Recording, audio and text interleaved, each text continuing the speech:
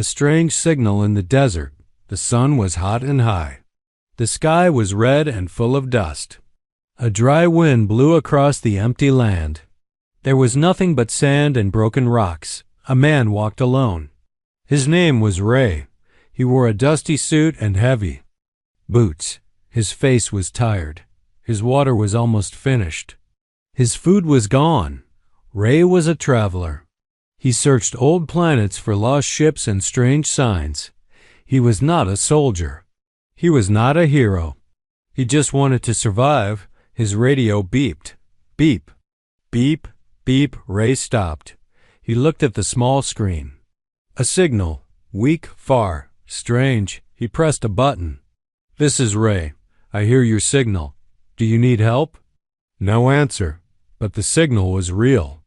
And it was coming from the west. Ray looked at the sun. He had maybe 1 hour of power left in his suit. He could turn back or follow the signal.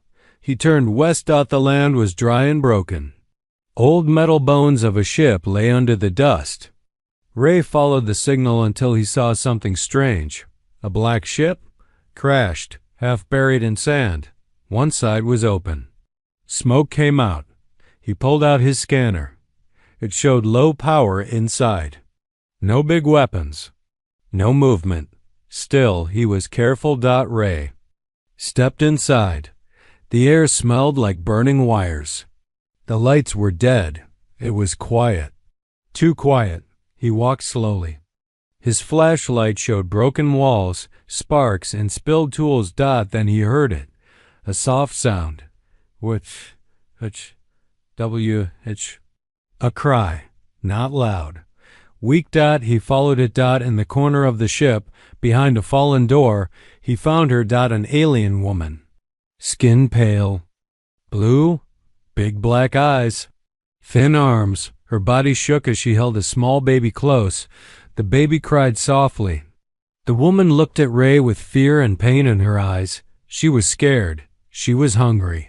She was weak. Ray dropped to his knees. "It's okay," he said slowly. "I won't hurt you." The alien woman did not speak. She just stared. Her baby cried louder. Ray opened his bag. Only one food bar left. He looked at it. He looked at the alien woman. And her baby. He broke the food bar in half. He placed one piece on the floor and pushed it toward her. She did not move. Ray took off his gloves. He took a small bite from the other half. Then he showed her again. She understood. With shaking hands, she reached forward. She picked up the food and looked at it like it was gold. Then she gave it to her baby. The baby sucked on the soft food. The crying stopped. The ship went silent again. The alien woman looked at Ray. Her big eyes filled with tears. She said something in her language. Ray didn't understand the words, but he understood the feeling. Pain, relief, thank you. She looked down, holding her baby close. Then she cried, not loud, but deep, as if her heart was broken. Ray sat beside her. He didn't speak. He didn't move. He just waited. After a while, she looked at him again. She pulled something from her pocket. A small round device, broken, a translator. She tried to fix it, but her hands were too weak. Ray gently took it from her. He looked at the wires. Maybe he could help. The alien whispered one word, a single word, Mara.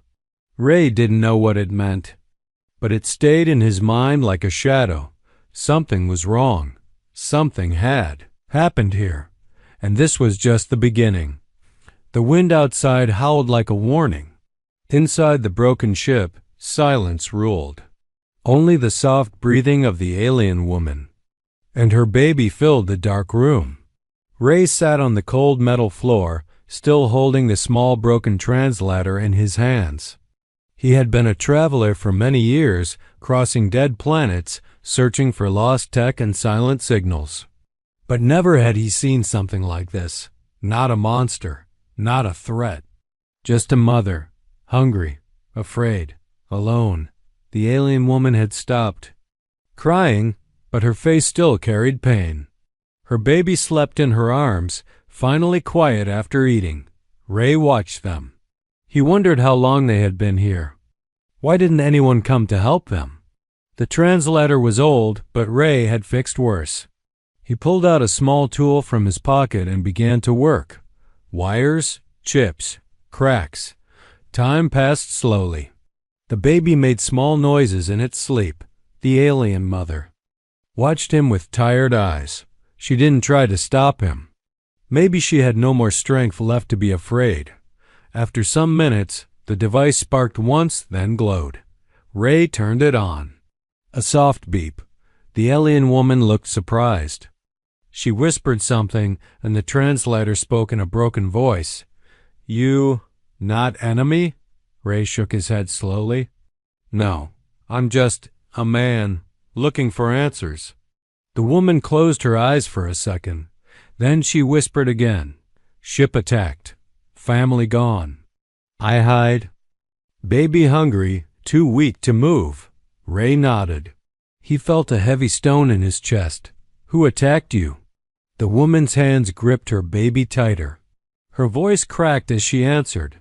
"Black armored ones, hunters, no heart. Took our food. Burned our ship." Ray froze. He had heard of them. Raiders, pirates. Some were human, some were worse. He thought they were just stories. But now, sitting in front of a crying alien mother, he knew they were real. She continued, "My mate. He stayed to fight, to protect us. He told me to run." Ray looked around the ship. Burned walls, broken screens. Bullet holes. He could imagine the battle. The mother took a deep breath. "I ran, found this ship. It was empty. I sent a signal. No one came. Until now. Ray felt his heart beat harder. This wasn't just a rescue. It was a warning. These raiders were out there, and if they found her again— "I'll help you," Ray said softly. "We'll get out of here." The woman looked at him. "Why?" He didn't answer right away. He looked at her baby. Small, helpless, yet holding on to life. "Because I can," he finally said. "And because no one helped me when I needed it." There was a long silence between them. Two strangers, two worlds, but something was shared in that moment. Suddenly, a loud crack echoed outside the ship. Ray jumped to his feet. The woman's eyes widened in fear. She covered the baby with her body. Ray rushed to the ship's front. Through a cracked window, he saw movement. Not close, but not far enough. A shadow passed over the sand. Then another. He turned back. "We need to move, now." The woman stood. Slowly. She could barely walk. Ray offered his hand. She took it. He led her out of the ship, step by step. The sun was low now. The red sky was turning dark. They walked away from the wreckage, toward the hills in the distance. Ray's scanner beeped again, this time not from the signal, but from something else. Something was following them. Ray helped the mother climb over a broken rock. She was breathing hard. The baby began to cry again. Ray looked back. The ship was now a dot in the sand. Suddenly, a piece of metal fell from the woman's belt. Ray picked it up. It was a photo. Not digital. Real paper. Old. It showed the alien woman, her baby, and a tall male of her kind. He was smiling. Behind him was a strange flag, blue and white. And next to him, something Ray did not expect. A human, wearing a badge. Ray's eyes narrowed. "Who is this?" he asked, pointing to the human in the photo. The woman looked. Her lips trembled. "Your kind friend helped us before, long ago." Ray stared at the picture. That badge. It was the same symbol on his own jacket. A long-forgotten explorer's mark. He had never thought it meant anything. But now, maybe it did. Maybe their meeting was not by chance. Maybe this baby was more important than either of them knew. He put the photo in his pocket. Then he heard another sound, this time closer, a sharp clicking noise. He turned slowly on top of the hill. A dark figure stood, watching. Ray's heart beat faster. He stood still, staring at the dark figure on top of the hill. The wind blew sand into his eyes, but he didn't blink. The figure didn't move. It was tall, fully covered in black armor that reflected the red light of the dying sun. A long weapon rested on its shoulder. For a moment, everything was silent. The alien woman behind Ray held her baby tight, her eyes wide with fear. She whispered something in her language, and the translator spoke softly. One of them, the same kind who killed my mate. Ray knew they were in danger. This was no ordinary bandit. This was a tracker, a silent hunter. These hunters never gave up once they had a scent. Ray had heard stories, but he never believed them. Now one stood right in front of him. The baby cried louder. The sound echoed in the quiet desert.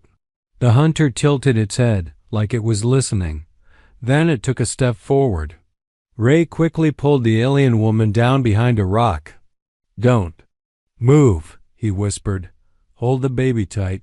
He pulled out a small flare from his belt, his only defense. It would not kill the hunter, but maybe it would buy them time. He threw the flare far to the left. It hit the ground and burst into a bright red flame. Smoke rose quickly. The hunter turned toward the light. "That was enough. Run," Ray said. They ran across the sand, each step heavy and slow. The woman struggled to keep up. Ray took the baby in one arm and helped her with the other. The baby was light but weak, so small, yet somehow strong enough to still cry. They moved fast, hiding behind rocks and small hills. Behind them, the flare died out and the clicking sound started again. The hunter was moving, following, silent but certain. They reached a cave hidden under a rocky slope. Ray ducked inside, helping the alien woman crawl in after him. The cave was dark and cold, but it gave them cover. They rested, breathing hard. The baby coughed, and the woman looked down in worry. "He's cold," she said through the translator. Ray handed her his heat pack. "Use this. I'll watch outside." He crawled back to the cave entrance and peeked through the rocks. The hunter was there, slowly walking through the valley, scanning the ground. Not rushing. It didn't need to. It knew its prey was trapped. Ray looked back at the alien woman. She was singing something soft to her baby. The translator didn't work on music, but Ray understood. A lullaby, a mother's last hope. "He will not stop," she said when she saw Ray's face. "They hunt until there's nothing left." Ray clenched his fists. There has to be a way. He searched through his gear. Nothing strong enough to fight, but maybe a trap. The cave had a narrow entrance. If he could collapse the rocks. He looked around and found a loose metal rod from his backpack frame. He began digging quickly, placing stones above the cave mouth, ready to push them down when the hunter entered. It was a risky plan, but the only one they had done as he worked. The alien woman reached into her bag and pulled out a small silver disc. She handed it to Ray. "My mate gave this to me. It records truth. Memory crystal. If we die, it must live." Ray looked at the disc, then at the baby. He nodded and placed it in his pocket. "We're not dying today," he said. Minutes passed like hours. Then footsteps, slow, heavy. The hunter had found the cave. Ray held his breath. The shadow grew larger at the entrance. He waited. Closer, closer. Then he pushed the rod. The rocks fell with a crash, blocking the cave entrance. Dust filled the air. A loud thud. Silenced. Ray coughed and waved the dust away. He looked outside through a small gap. No movement. The hunter was gone or buried. He turned back. The alien woman was crying again, but this time in relief. The baby was warm now, resting. Ray sat down beside them. "We'll move at first light," he said. "Find a way off this planet." The woman touched his arm. "You are not like the others," she said. "You give even when you have nothing." Ray didn't speak. He just looked at the baby. He thought of the photo. The human wearing his badge, standing beside her mate. He thought of what the woman had said. "Your kind helped us before." What was this old connection? Who was that man? Why did Ray carry the same badge? There was a past here, a forgotten one. But before he could think more, his scanner beeped again. Not a signal from the hunter. This was something else. A ship, flying above, heading their way. The sound of engines grew louder. Ray peeked through the narrow hole in the cave wall. A ship was moving in the sky, small, fast, and black. It hovered for a moment, then slowly turned away, heading north across the horizon. Ray waited until it was out of sight before he let out a breath. The alien woman sat quietly behind him, rocking her baby in her arms. The child had stopped crying, but he still looked weak. Too weak.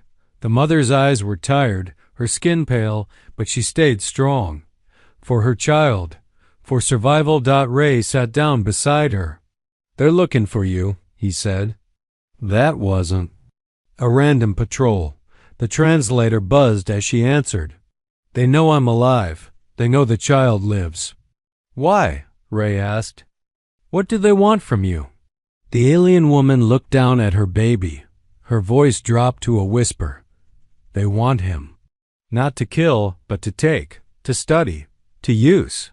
Ray was silent. He had seen war. He had seen greed. But this was different. This was personal. The woman opened a small pouch on her belt. Inside was a folded paper, the photo Ray had seen earlier. She pointed to the human in the picture. "This man. He saved us once. He said peace was possible. He gave us hope. He wore the same badge as you." Ray stared at the photo. The man looked younger, stronger, but the badge was the same. Ray's badge. The explorer's mark from an old mission, one he had never understood. "Until now, I don't know who he is," Ray said. "But maybe I was sent here because of him." The woman nodded slowly. "You are like him, not just in badge, but in heart." Ray turned the photo over. There was writing on the back, faded, but still readable. "For Namara and Kala. Trust the ones who carry the flame." Ray's eyes widened. Namara, the woman in front of him, and Kala, her baby? He looked at her. "You're Namara?" She nodded. "That was my name, before the war, before the fear." Ray reached into his pocket and took out the small memory crystal she had given him earlier. "This holds the truth, doesn't it?" She placed her hand over his. "Yes, it holds the memory of my people, of what happened, of why we ran. If it is destroyed, the truth dies with us." Ray held the crystal tight. He suddenly felt its weight, not just in his hand, but in his chest. There was more at stake than one life, more than even this child. There was history, injustice, and perhaps a chance to change something. "We need to get you out of here," Ray said. "Somewhere safe." "There is no safe place," Mara replied. "Not for us, not anymore." Ray shook his head. "Maybe not here, but there are still stations, human ones, where good people exist. I know someone, a doctor. If we reach his lab, he can help the baby." The mother looked unsure. Will he help an alien child? Ray didn't hesitate. "If I ask him, yes." She looked into Ray's eyes for a long time. Then she nodded. "Then we go." They waited until night. When the stars covered the sky and the wind covered their steps, they left the cave. Ray led the way with his scanner, searching for a signal, any signal, to call for help. After hours of walking through darkness, they reached the edge of a canyon. Ray's scanner beeped again. A small emergency beacon buried under the rocks, an old one, probably from a crashed ship. Ray began digging with his hands, pulling out metal and wires. Mara held the baby close, whispering to him in her language. Finally, Ray found it. The beacon still had power. Weak, but enough for one signal. He pressed the button. A red light blinked. Help signal sent. The device said in a robotic voice. Ray looked up at the sky. Now they had to wait. He sat beside Namara and took a small flask of water. He gave her half. She drank slowly, then passed it to the baby's lips. We were scientists, she said after a while. My mate and I, we studied life. We believed in peace with humans. But when the war came, everything changed. Our friends vanished. The black armored hunters arrived. They said peace was a lie.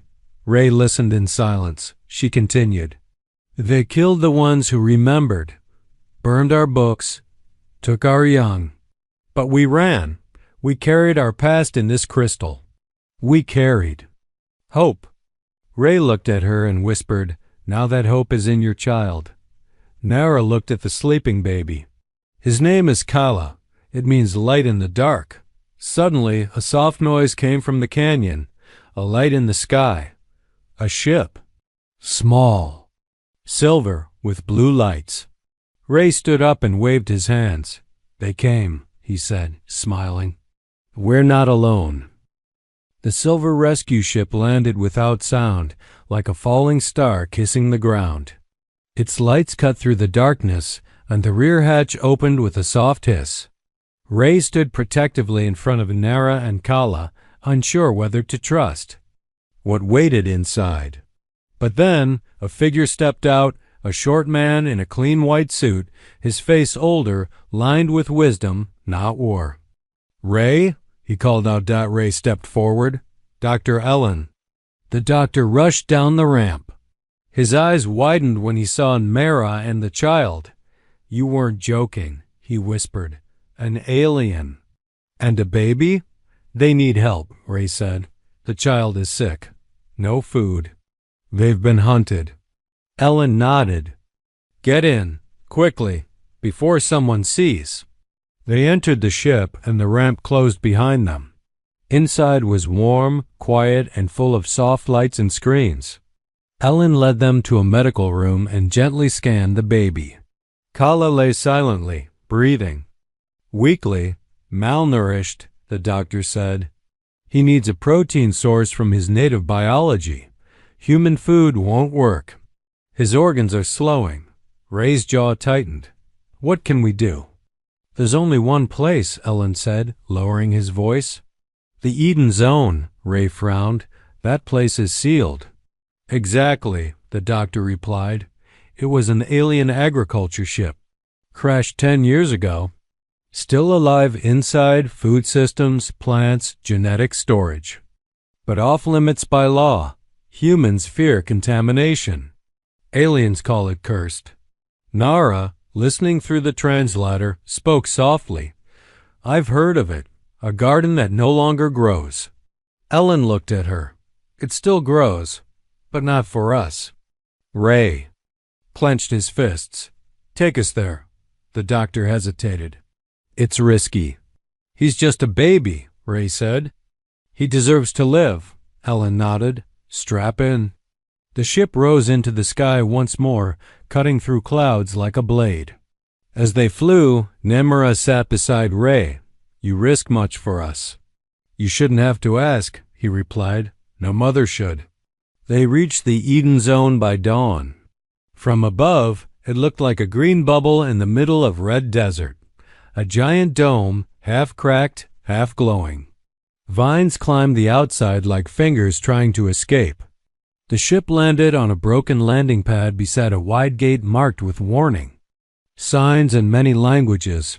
Ellen stayed behind to guard the ship.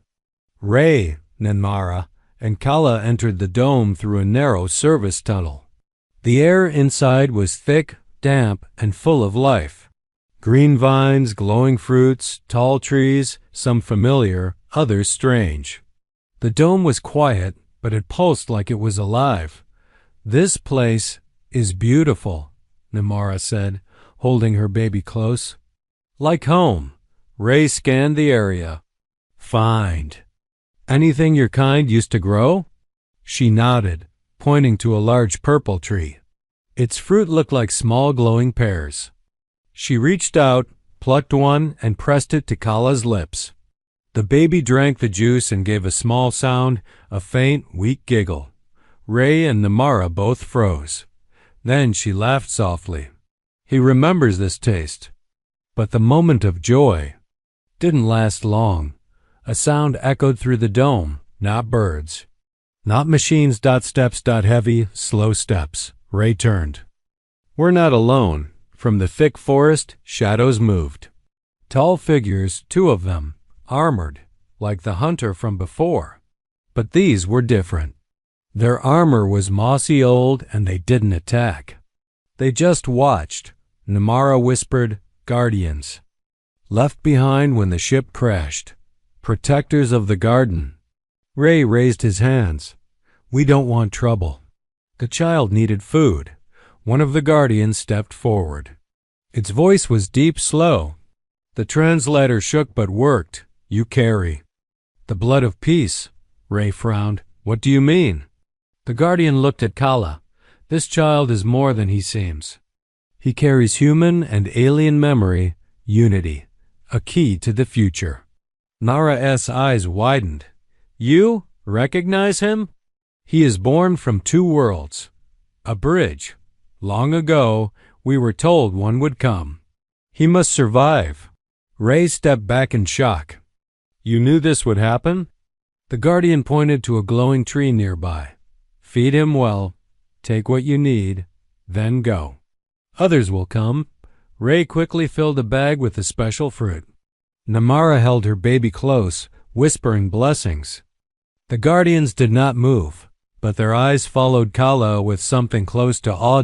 As they turned to leave, the dome shook slightly. Ray looked up. "Someone's found us." The guardians stepped into the shadows. Ray, Nara, and Kala ran back through the tunnel. They reached the ship, and Ellen opened the door fast. "Go! Go!" Ray shouted. The ship rose just as black shapes appeared in the sky behind them. Ray looked at the baby, now sleeping peacefully. "He's not just a child," he whispered. "He's a message." Mara smiled with tears in her eyes. A light. In the dark. The ship flew fast across the sky, cutting through clouds like a blade. Inside, silence hung in the air. Ray sat near the window, watching the desert pass below, and Mara held Kala close to her chest. The baby now slept peacefully, his skin no longer pale. The fruit from the forbidden garden had saved him. For the first time in days, he looked calm, safe. But the peace didn't last long. A sudden alarm beeped on the control panel. Ellen rushed from the back of the ship. His face was pale. "They're tracking us," he said. "They followed our heat trail." Ray stood up. "How long until they reach us?" "Minutes," Ellen replied. "A black hunter ship. Bigger than before. Military grade." Ray looked at Mara. She didn't panic. She just kissed her baby's forehead and nodded. "We fight if we must," she said softly. Ellen looked confused. "Fight? With what?" Ray opened a hidden compartment in the ship wall. Inside were two small blasters, a pulse grenade, and a smoke canister. "It's not much," he said, "but we'll buy time." Ellen flew the ship lower, trying to lose the signal in the hills. But the hunter ship was faster. It soon appeared. Behind them, dark, winged, and silent like death itself. "We're not going to make it to the next port," Ellen said. "We need to land, now." Ray nodded. "Find cover, somewhere rocky." The ship dropped fast and landed between sharp cliffs. Dust flew everywhere. Ray and Mara and Ellen jumped out and ran to the rocks. Ray handed Mara the smoke canister. "When I say run, cover your path and don't stop," "What about you?" she asked. "I'll slow them down." Before she could argue, the hunter ship landed nearby. The ramp dropped and two armored figures stepped out, larger than the one before. One of them wore a long red stripe on its chest plate. A leader. Ray stepped out, hands raised. "They're not soldiers," he shouted. "The woman and child are civilians. Leave them alone." The leader raised its arm. A small light scanned Ray's body. Then the translator on its chest crackled. "The child belongs to us." "He belongs to no one," Ray replied. "He's a living being. He's free." The second hunter stepped forward and aimed a weapon at Ray, but before he could fire, a small blast exploded at their feet. Smoke covered the air. Ray rolled to the side and fired his blaster twice. One shot hit the second hunter's leg. It fell with a crash. "Now!" he shouted. Mara ran through the smoke with Kayla in her arms. Ellen followed her, leading them through the cliffs. Ray stayed back, covering the path with his last pulse. Grenade. The explosion echoed through the canyon, shaking the stones. The leader hunter stepped through the smoke, his armor cracked but still strong. He faced Ray with cold red eyes. "You were warned," he growled out. Ray raised his blaster again. "I don't care." They fought in silence, one man against a machine-like warrior. Ray dodged 2 hits, fired once, then got knocked to the ground. The blaster flew from his hand. The hunter grabbed Ray by the collar and lifted him up. "You protect something you don't understand," it said. "That child is a weapon, not a miracle." Ray looked it straight in the eyes. "He's both. But he's still just a child." The hunter raised its arm to strike, but then paused. A soft sound came from behind. Footsteps. And single quotes Mara. She stood there, holding the crystal, the one that held her people's memory. She spoke loudly. "If you kill him, you destroy your last chance at peace." The hunter looked at her. "Peace is already dead." "Then let the truth speak," she said, and she threw the crystal at the ground. It broke open. Light burst from it. Images danced in the air. Alien scientists, humans and aliens shaking hands. Families, children, laughter, war, fire. Betrayal, even. The hunter stopped moving. "You were one of us once," then Mara said, tears on her face. "You stood beside my mate. You believed in the dream." The hunter looked at the floating images. Then slowly it lowered Ray to the ground. "I remember," it said. Voice suddenly soft. Ray gasped for breath, staring in shock. The leader stepped back and turned to the fallen comrade. "Call them off," it ordered. "We're done here." Then he looked at Kala.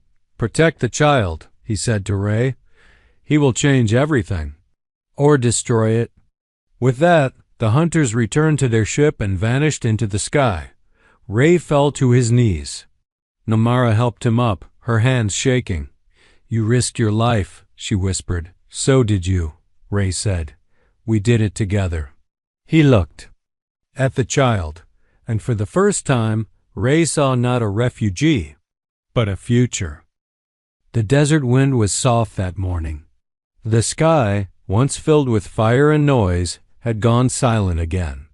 Ray sat on a flat rock just outside a small cliffside shelter, watching the sun rise over the endless dunes. Behind him, inside the safe house, Nara held her baby Kala close to her chest. The child slept peacefully, his chest rising and falling in a steady rhythm. His color had returned, his strength growing each day. But Ray knew the peace wouldn't last forever. Ellen came out of the shelter, holding a data pad.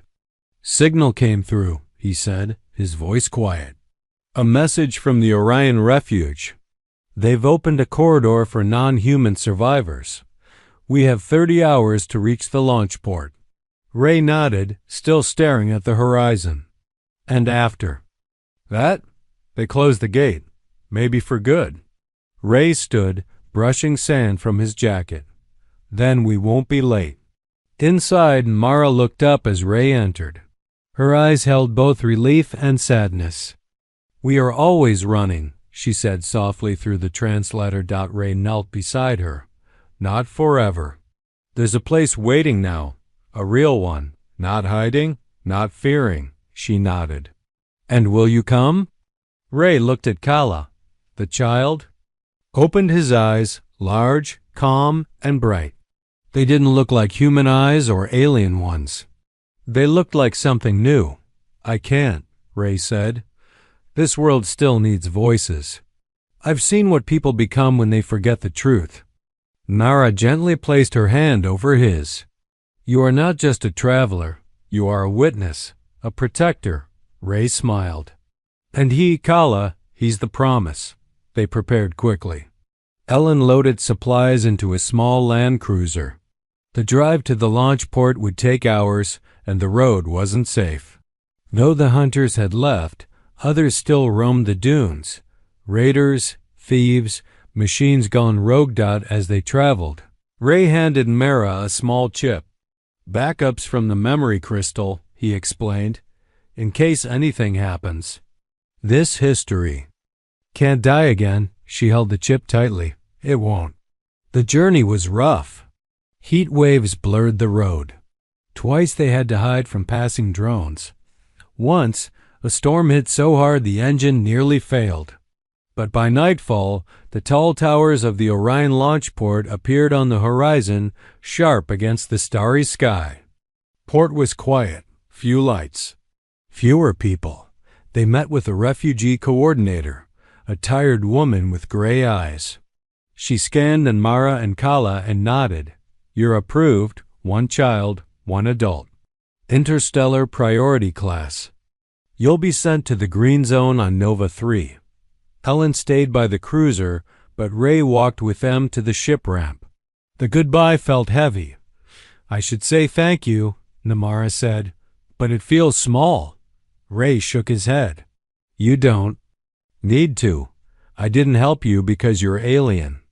I helped you because you're a mother. She looked at Kala. The child smiled, almost as if he understood. Ray bent down. You're going to see stars I've never seen. Worlds I'll never touch, but you'll carry our story. Don't forget that. Kala reached out, touching Ray's cheek. In that brief moment, Ray felt something strange. A calm, a connection. Like thousands of memories flickered in the space between skin and spirit. The baby had changed. He wasn't just surviving now, he was becoming. The ramp lifted slowly. The doors closed. Ray watched as the ship took off, lifting higher and higher into the night. A streak of light, then a star vanishing into the sky. He stood there long after the ship had gone. Ellen came beside him. You okay? Ray nodded. He's safe now. You could have gone with them. Ray looked up. Someone has to stay behind. Tell the story.